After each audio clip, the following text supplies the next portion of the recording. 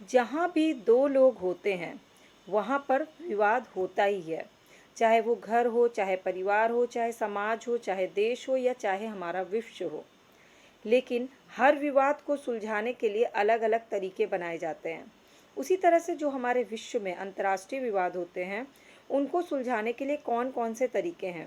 What is the main remedies to solve the international disputes by peacefully method or different type of method.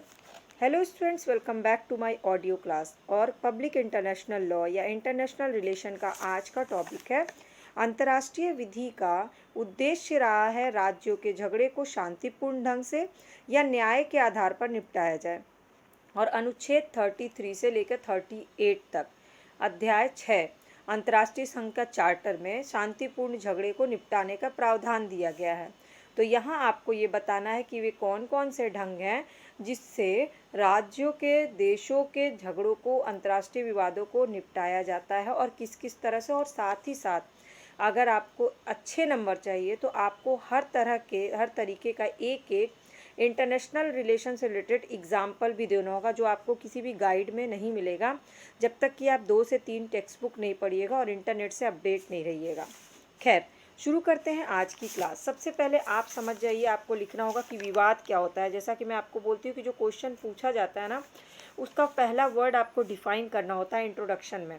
तो पहले हम विवाद को define कर लेंगे। तो विवाद शब्द को का कोई डेफिनेट परिभाषा है नहीं।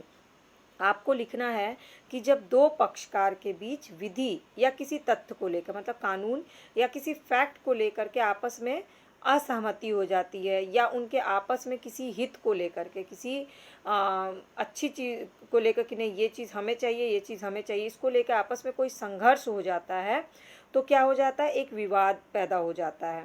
तो विवाद को कैसे लिखेंगे? विवाद शब्द परिभाषित नहीं है। जब दो पक्षकार के बीच विधि या तथ्य के प्रश्न पर असहमति या हितों में संघर्ष हो जाए तो इसे हम विवाद कहते हैं।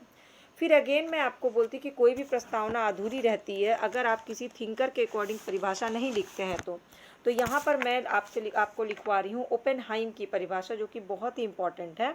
तो ओपेनहाइम ने कहा है कि विवाद वे हैं जिनमें विवाद के पक्षकार अंतर्राष्ट्रीय विधि द्वारा मान्य आधार पर अपने दावों और तर्कों को आधारित करते हैं। मतलब जो भी अंतर्राष्ट्रीय पक्षकार हैं, जो भी अंतर्राष्ट्रीय देश हैं, वो जब अपना आधार रखते हैं कि हम ये विवाद क्यों कर रहे हैं, अपने दावे रखते हैं, अपने तर्क रखते हैं, तो फिर दूसरा देश भी रखता है। इससे क्या होता है? ये होता है विवाद। तो ये डेफिनेशन किसकी है? ओपेनहाइम की है। अब क्वेश्चन पे आते हैं। क्वेश्चन क्या पूछा गया है कि अंतर्राष्ट्रीय स्तर पे जो भी विवाद या झगड़े होते हैं उसको किस तरह से निपटाया जाना चाहिए। अब हमें चलना होगा निपटाने के तरीके पे। तो आपको जब ये क्वेश्चन ना समझ में आया तो आप अपने घर के बारे में सोचिए, तो आपको बहुत आसानी से समझ में आ जाए कि घर में कोई भी झगड़ा होता है, कोई विवाद हो जाता है तो कैसे निपटाया जाता है। और इसके साथ साथ कुछ फैक्ट भी याद करते जाइएगा। तो यहाँ पर जो विवाद है ना, वो कहाँ दिया गया है? अनुच्छेद 36 के पैरा 2 में दिया गया है। विधिक विवाद, विधिक मतलब कानूनन जो विवाद होते हैं, वो उस शब्द का प्रयोग किया गया है। तो अब विधिक विवाद जो है, विधिक विवाद दिया गया, तो विधिक विवाद को निपटाया कैसे जाएगा? तो सबसे पहले आप ये फैक्ट याद कर लीजिए कि अनुच्छेद 36 के पैरा 2 में क्या दिया गया है? विधिक विवाद दिया गया है। अब चलते हैं उसके निपटारे के तरीके में। तो अंतर्राष्ट्रीय विवाद को निपटारे का पहले करेंगे शांतिपूर्ण तरीका क्या है। हाँ भाई, हमारी पहली कोशिश हमेशा ये होती है, चाहे घर हो चाहे सोसाइटी हो, कि कोई भी अगर वो हो गया, डिस्प्यूट हो गया है, तो हम पहले कोशिश करेंगे उसको शांति से निपटा दिया जाए। हर चीज़ के लिए लड़ाई झगड़ा करना ज़रूरी नहीं है। तो ऐसा कौन कौन सा तरीका होता है जो हम शांतिपूर्वक कर सकते हैं? तो सबसे पहला तरीका है माध्यस्थम। माध्यस्थम, आर्बिट्रेशन, जिसको इंग्लिश में बोलते हैं आर्बिट्रेशन। अब इसमें क्या होता है? इसमें क्या होता है कि जब कोई भी झगड़ा कुछ लोगों के बीच में होता है तो उनको एक मध्यस्थ की जरूरत होती है, कोई जो आकर के बीच में उन लोग को समझाए। दो पक्षकार हैं, जैसे आपके दो भाई बहन में आपस में लड़ाई हो रही, तो आपकी मम्मी आती हैं आपको समझाने के लिए। ज़रूरी नहीं है, मम्मी के लिए बाध्यकारी नहीं है, ये मजबूरी नहीं है कि जाके आपको समझाएं। उसी तरह से जो भी देश पक्षकार बनते हैं उनके लिए मजबूरी नहीं कि वो जाके समझाएं, लेकिन वो मध्यस्थ की भूमिका निभाते हैं, क्योंकि हम लोग का ये पुराने ज़माने से, प्राचीन काल से हमारे इतिहास में ये चला आ रहा है कि दो लोगों का झगड़ा निपटाने के लिए बीच में कोई पड़ता है। अब इसमें आपको एग्जाम्पल क्या लिखना है? 1794 की संधि जो हुई, उसके बाद झगड़ों को निपटाने के लिए हुआ अलबामा क्लेम्स आर्बिट्रेशन 1872। ये दो फैक्ट याद कर लीजिए, मार्क कर लीजिए। 1794 का जे संधि और अल्बामा क्लेम्स आर्बिट्रेशन 1872। इसके बाद में अमेरिका ने ब्रिटेन के विरुद्ध दावा किया कि उसने तटस्थता के नियम का उल्लंघन किया और मध्यस्थों ने अमेरिका के दावे को मानते हुए निर्णय दिया कि ब्रिटेन को अमेरिका को मुआवजा देना चाहिए। तो इस तरह से अल्बामा विवाचनवाद की सफलता ने मध्यस्थता को एक बना लिया तरीका कि हाँ, मध्यस्थता से भी अंतर्राष्ट्रीय विवाद निपटाए जा सकते हैं अगर कोई बीच में पक्षकार आकर के निपटाने की कोशिश करता है तो। अब दूसरा आया न्यायिक निर्णय द्वारा, जुडिशियल सेटलमेंट द्वारा, जो कि हमारे यहाँ सोसाइटी में अभी भी चलता है, हर जगह चलता है कि न्यायिक निर्णय होता है। अब न्यायिक निर्णय के संबंध में कौन सा न्यायालय, जैसे हमारे यहाँ सिविल कोर्ट है, हाई कोर्ट है, सुप्रीम कोर्ट है, तो अंतर्राष्ट्रीय उसमें क्या है, अंतर्राष्ट्रीय न्यायालय, इंटरनेशनल कोर्ट ऑफ जस्टिस, जो कि जो अंतर्राष्ट्रीय झगड़ों का निपटारा करने के लिए न्यायालय जो अपना न्यायिक निर्णय देती है। तीसरा हमारे पास उपाय क्या, शांतिपूर्वक निपटारे के लिए कि वार्ता करें, यानी निगोशिएशन करें।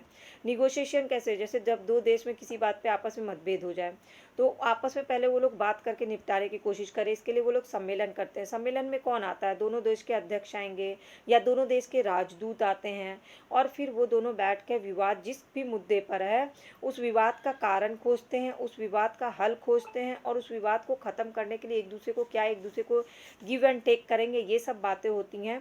कई बार तो ऐसी वार्ता जो है ना वो लेटर्स के थ्रू भी हो जाती है, जिसको बोलते हैं पत्र व्यवहार के थ्रू हो जाती है। अब इसमें आपको एग्जाम्पल क्या देना है, तो भारत पाकिस्तान सीमा विवाद के मामले में 1969 में पहले पाकिस्तान के राष्ट्रपति अयूब खान और भारत के प्रधानमंत्री की वार्ता हुई थी। तो आप किसका एग्जाम्पल देंगे, भारत पाकिस्तान के आपसी मुद्दे का। इसके बाद चौथा आता है सद्भावना अथवा सत्य प्रयत्न, यानी गुड फेथ और ऑफिसेस। जब दो देश अपने विवाद को आपस में निपटाने में संभव ही नहीं होता, सक्षम ही नहीं होता है, तो तीसरा राष्ट्र उनके लिए अपनी सहायता खुद से पेश करता है, बोलता है कि मैं आपकी सहायता करना चाहता हूँ, लेकिन उसको क्या है, अंतर्राष्ट्रीय संगठन या किसी उसको द्वारा नहीं भेजा जाता, वो खुद से बोलता है, वो खुद से ऐसा इन्वायरमेंट तैयार करता है कि वो सहायता देने का इच्छुक है। और फिर तृतीय राष्ट्र जो है समझाने की कोशिश करता है, लेकिन जिन दो देशों के बीच में विवाद चल रहा है उसके तीसरे राष्ट्र के बाद समझाने के बाद अगर उन देशों में समझौता हो रहा है तो तीसरा राष्ट्र उस समझौते का भाग नहीं बनेगा कि नहीं मैं भी इस समझौते का पार्ट हूँ। तीसरा राष्ट्र सिर्फ मध्यस्थता की भूमिका निभाई है। जैसे कि इसमें उदाहरण लिखेंगे 1947 में इंडोनेशिया और नीदरलैंड के मध्य जो विवाद हुआ उसको निपटारे के लिए यूएन की सुरक्षा परिषद ने अपनी सद्भावना दी। उसी तरह से वियतनाम और अमेरिका के बीच के विवाद में फ्रांस द्वारा बोला कि मैं आपकी मदद करना चाहता हूँ। तो ये हो गया सद्भावना, बताना कि मैं आपको इस हालत में नहीं छोड़ सकता, मैं आपकी मदद करना चाहता हूँ। पांचवा है मध्यस्थता, मेडिएशन। कभी कभी क्या होता है, विवादित देश के बीच में तीसरा राज्य झगड़ों को सुलझाने के लिए खुद घुस जाता है, खुद मध्यस्थ बन जाता है, और उसकी मध्यस्थता स्वीकार करना ना तो उन राष्ट्रों के मतलब ना करना, वो जो दो देश है उन लोग के ऊपर डिपेंड करता है कि हाँ मुझे आपकी मध्यस्थता स्वीकार करनी है या नहीं करनी है। ज़बरदस्ती नहीं घुस सकता जब तक कि वो दोनों अप्रूवल नहीं देंगे, और फिर दोनों के साथ में बैठ करके भाग लेना पड़ता है उनके मीटिंग्स में। और अगर मध्यस्थता से यहाँ पर मध्यस्थता जो है जो भी बातें कर रहा है, सम्मेलन कर रहा है, उसको लीक नहीं कर सकता कहीं भी। इसके बाद छठा है सुलह करना, कॉन्सिलेशन। तो इसमें सुलह में क्या है कि सुलह बेस्ट तरीका होता है किसी भी झगड़े को सुलझाने का, और ये जो होता है इसको कुछ व्यक्ति के हाथ में नहीं किया जा सकता है, बल्कि इसके लिए आयोग चाहिए, इसके लिए एक पंचायत चाहिए, मतलब अवार्ड या अदालत के निर्णय की तरह ये अनिवार्य नहीं है। तो वास्तव में सुलह के मेन 3 एलिमेंट होते हैं। एक तो सुलह करने के लिए पहले जांच करना पड़ता है उस विवाद के मुद्दे पे, उसके बाद मध्यस्थता की भूमिका निभानी पड़ती है, उसके बाद एक प्रस्ताव बनाना पड़ता है कि अब हम सुलह करना चाहते हैं क्योंकि हमने पूरी जांच कर ली, पूरी तरह से मध्यस्थता कर ली, अब हम एक प्रस्ताव बना रहे हैं, उसमें सारे फैक्ट्स लिख रहे हैं और तब इस आधार पे आप लोग आपस में सुलह करिए। अब सुलह का आविष्कार कब हुआ, ये हुआ था हेन समझौते द्वारा, ये एक फैक्ट है। और इसकी धारा 9 में कहा गया कि तथ्यों के संबंध में विवाद होने पर दोनों पक्षों द्वारा चुने गए व्यक्ति या आयोग आएंगे और दोनों में सुलह कराएंगे। इसके बाद आता है 7वां जांच या इंक्वायरी। अब कोई भी अंतर्राष्ट्रीय झगड़ा हुआ उसको सुलझाने के लिए कोई भी इंक्वायरी ऐसा कोई फिक्स नहीं है, कहीं लिखा हुआ नहीं कि कैसे, बस इंक्वायरी का उद्देश्य होता है कि जो भी विवाद हो रहा है ना उसमें जो तथ्य है वो सही है कि नहीं। और जैसे कि कोई भी बॉर्डर से संबंधित, सीमा से संबंधित झगड़ा होता है ना, तो ये देखा जाता है कि उनके झगड़े जो है वो सही मायने में उनकी सीमा से रिलेटेड हो रहे हैं कि नहीं। इसके बाद 8वां आता है संयुक्त राष्ट्र के अंतर्गत झगड़ों का निपटारा। अब यूएन को तो बनाया ही गया है झगड़ों को निपटाने के लिए, शांति स्थापित करने के लिए, तो यूएन का तो काम ही है कि ऐसे मतभेदों को दूर करे, लेकिन अंतर्राष्ट्रीय शांति और सुरक्षा खतरा पैदा होने की अगर संभावना हो तो यूएन एंट्री कर सकता है। अब यूएन की एंट्री कहाँ कहाँ हो सकती है? जब यूएन देखता है कि अंतर्राष्ट्रीय शांति और सुरक्षा खतरे में है, जब यूएन देखता है कि शांति भंग होने से आक्रमण होने की भी संभावना है। इसके बाद वो उपाय क्या दे सकता है? एक तो अनुच्छेद 2 के तहत सदस्यों को स्वीकार करना है कि झगड़े की वो कोशिश करें कि शांतिपूर्ण ढंग से हम अपने झगड़े को शांत कर लें, वरना फिर युद्ध की धमकी दी जाएगी। संयुक्त राष्ट्र संघ महासभा भी इसमें इन्वॉल्व रहता है और सुरक्षा परिषद भी इन्वॉल्व रहता है। और संयुक्त राष्ट्र अपने चार्टर के अकॉर्डिंग ही शांतिपूर्ण ढंग से अंतर्राष्ट्रीय न्यायालय द्वारा डिस्कस करके ही अपनी सेवाएं महासचिव द्वारा देता है और कोशिश करता है कि अंतर्राष्ट्रीय शांति स्थापित हो जाए। अब हमारी शांतिपूर्ण ढंग से कोशिश तो हो गई, अब हमारी कोशिश कामयाब नहीं हुई अगर, तो क्या करेंगे? तो हम क्या करेंगे? फिर हम इसमें अब कोशिश करेंगे बाध्यकारी तरीका से विवाद को निपटारे की कोशिश करें। अब ये बाध्यकारी तरीके क्या हैं?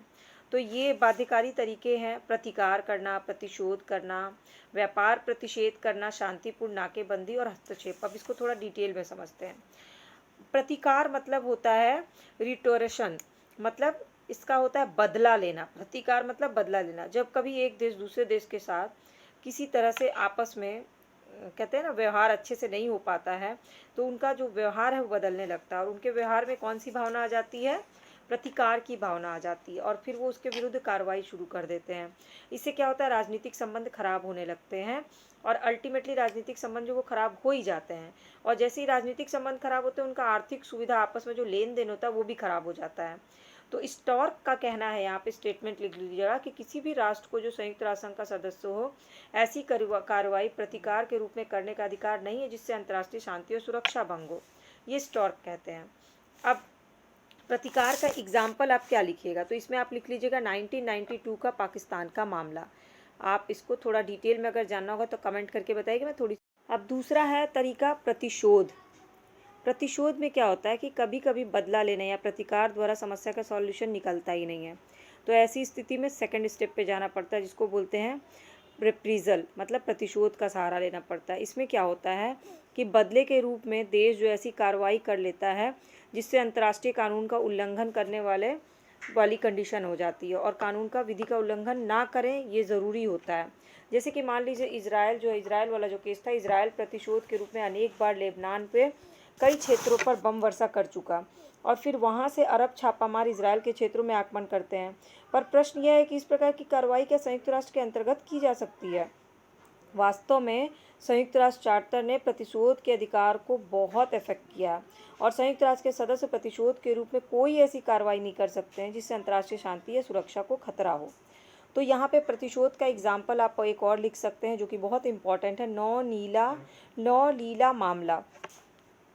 तीसरा है अधिरोध, यानी कि व्यापार प्रतिषेध कर देना, जिसमें बंदरगाहों पर जहाज रोकने से रोक दिया जाता है जब दो देशों में मतभेद होता है। जैसे कि ग्रेट ब्रिटेन पर सन 1766 में रोका गया था। संयुक्त राष्ट्र अमेरिका ने अपने जहाज़ों पर रोक लगाई थी 1807 में। चौथा है शांतिपूर्ण नाकेबंदी करना। जैसे किसी देश की बंदरगाह पर समुद्र तट पर नाकाबंदी कर दी जाती है, जहाज़ों का आना जाना रोक दिया जाता है युद्ध काल के कारण, और ये कम खर्चीला होता है। नाकाबंदी जो है ना सबसे आसान होता है। इसके बाद है पांचवा है हस्तक्षेप करना। किसी भी समय और विवाद में किसी भी स्थिति में हस्तक्षेप करना, किसी राष्ट्र का एक दूसरे के कार्य में हस्तक्षेप करना, या तो आत्म सुरक्षा के लिए करें या ह्यूमन राइट्स के लिए करें या किसी संधि के अंतर्गत करें या संवैधानिक तरह से हस्तक्षेप करें या सामूहिक मतलब ग्रुप में कई देश हस्तक्षेप करते हैं जब मामला नहीं सुधरता है, या फिर गृह युद्ध की तरह हस्तक्षेप करते हैं। बेसिकली टारगेट क्या होता है? शक्ति, पावर में बैलेंस करना। तो इस प्रकार से हम देख सकते हैं कि जो व्यवस्था है अंतर्राष्ट्रीय शांति की, उसको बनाए रखने के लिए दो तरह से कोशिश की जाती है विवादों को निपटारा करने के लिए। अब इसमें आप शांतिपूर्ण नाकाबंदी में 1837 में ग्रेट ब्रिटेन द्वारा न्यू ग्रेनेडा के विरुद्ध जो नाकाबंदी की गई थी और फॉकलैंड विवाद, ये एग्जाम्पल लिख सकते हैं। कंक्लूजन क्या करना है? आपको अपना लिखना है, पॉजिटिव लिखना है और अपने पूरे क्वेश्चन का जो आंसर लिखा है उसको समराइज वे में नहीं लिखना है कंक्लूजन में। इसका एक स्ट्रक्चर बनाना है और स्ट्रक्चर बना के स्ट्रक्चर के बगल में सारे एग्जाम्पल्स जो है ना फैक्ट्स वो लिख लेने हैं, ताकि एग्ज़ाम में एक पेज में लिखा हुआ आप फटाफट से रिवीजन कर सकिए। और बाकी की क्लासेस जो है वो चैनल के प्लेलिस्ट पे है, आप उस पर जाके विज़िट करिए। हर सब्जेक्ट का, LLB का, लॉ का, सेकंड सेमेस्टर का टॉपिक वाइज क्वेश्चन आंसर दिया हुआ है, आप इसको ध्यान से सुनिएगा और स्ट्रक्चर बनाइएगा तो आपका एग्ज़ाम बहुत अच्छा होगा। और चैनल के सब्सक्राइब या फॉलो बटन को क्लिक करना बिल्कुल भी मत भूलिएगा। इससे फ़ायदा ये है कि आपको सारी क्लासेस की अपडेट फ्री ऑफ कॉस्ट मिल जाएगी।